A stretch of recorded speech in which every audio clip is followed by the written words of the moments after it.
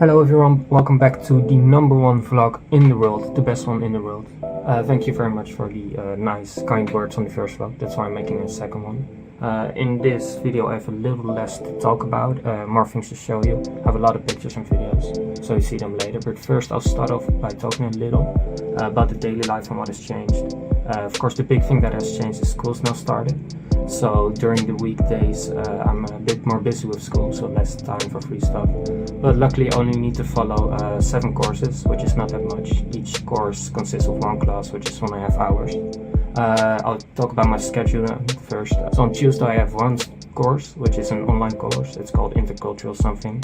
It's a bit about like how different cultures interpret like things like language and things like that. On Wednesday I have 2 courses. The first one I can follow online, it's uploaded via videos. It's basically a philosophy course, and the second course is the first of the 3 Japanese courses I follow, the language courses.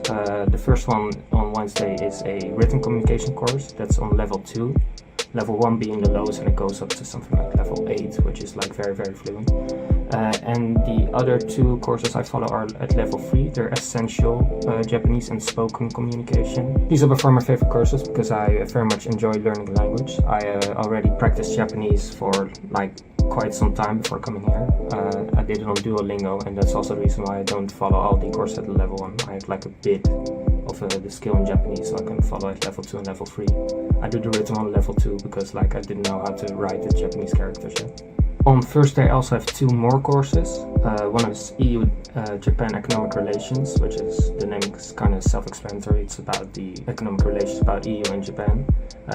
Basically more about the history, like from World War II onwards, like how did that kind of develop. And the other course is called Introduction to Japanese Cinema, which is also kind of self-explanatory. It basically looks at Japanese cinema kind of as an art form, but also a tool of research. And it's also pretty interesting.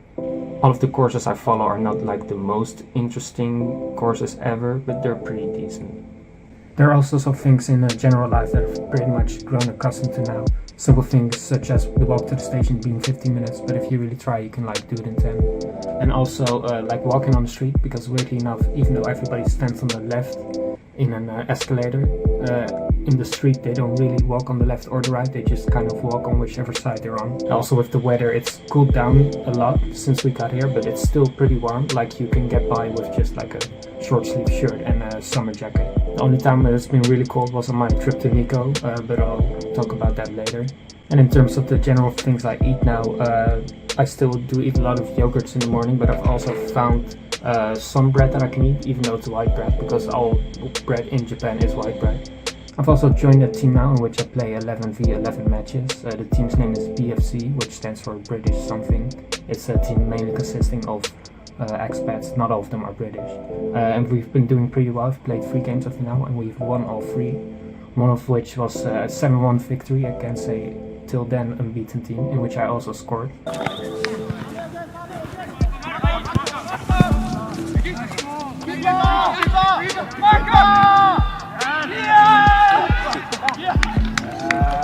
And in terms of football practice, I don't do it with that team. There's another team in which I do practice almost every Wednesday at Yogi Park, which is a very nice location. And then also some Thursdays I just have a group in which I join like to some random locations, but it's always pretty cool because they're like in central Tokyo. And I think that was it for the main updates of what the daily life has changed. So we'll now get on to the different trips and things I saw during the last basically month and a half. And now to the photos and videos. I got a lot to show. The first batch you'll see is from exploring Tokyo, including like the temple in Asakusa and the Tokyo Skytree.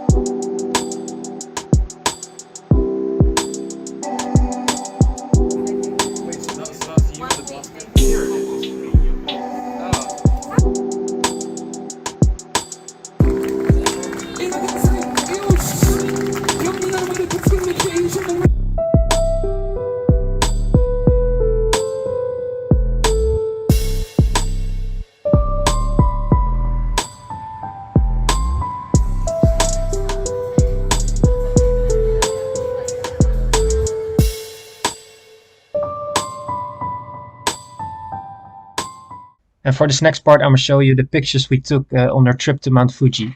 We picked out a perfect day with amazing clear weather, so nothing could go wrong.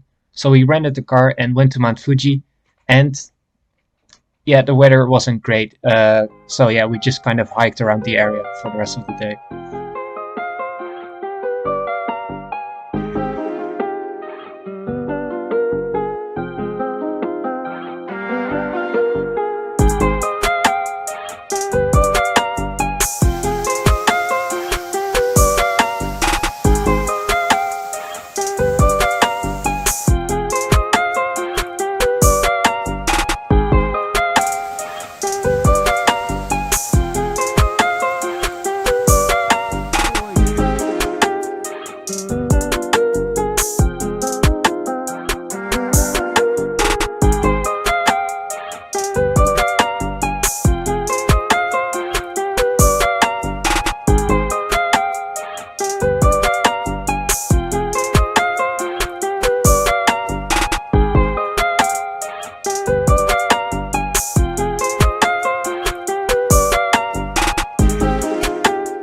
Next, you'll see the photos and videos I took when we went to Enoshima for a day. Enoshima is an island. It's about 1 to 2 hours south of Tokyo. You can reach it by train quite easily.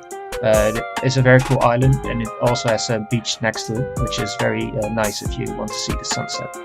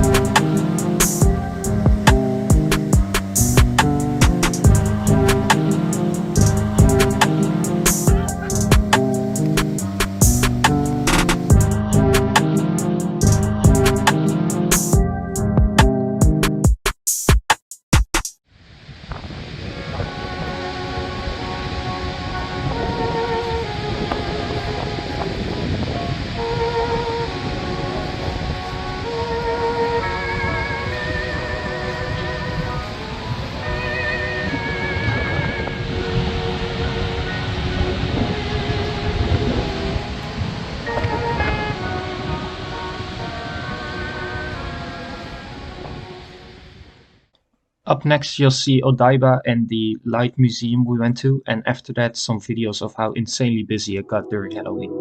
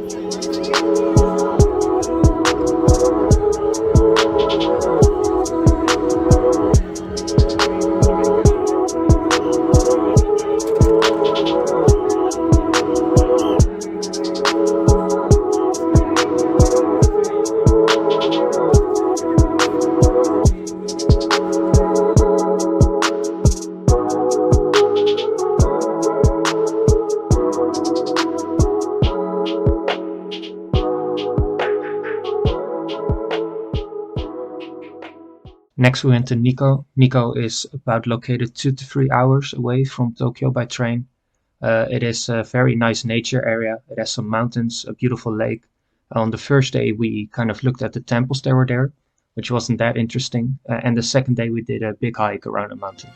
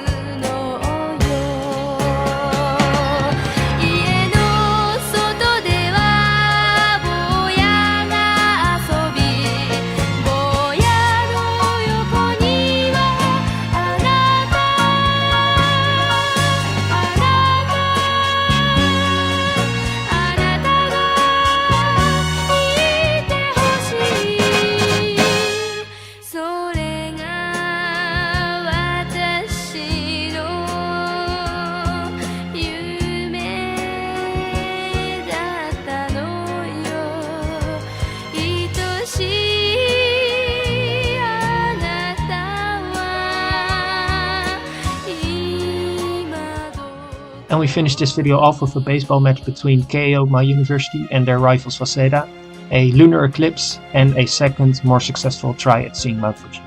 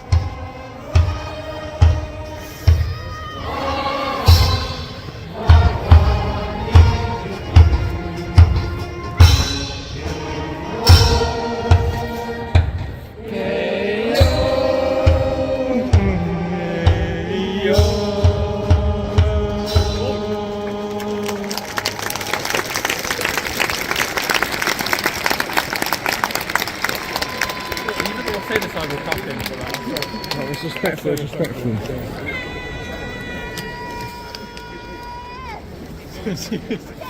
Why is he screaming?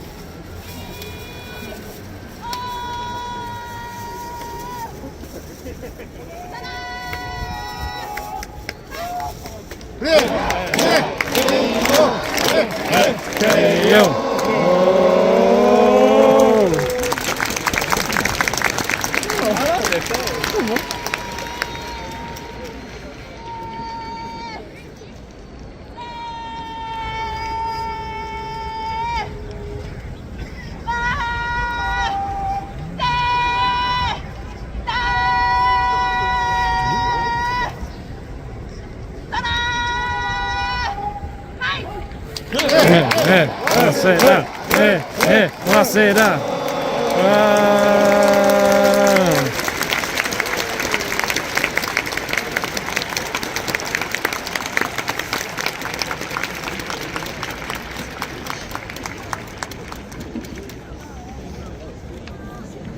Are they going to do their stuff now?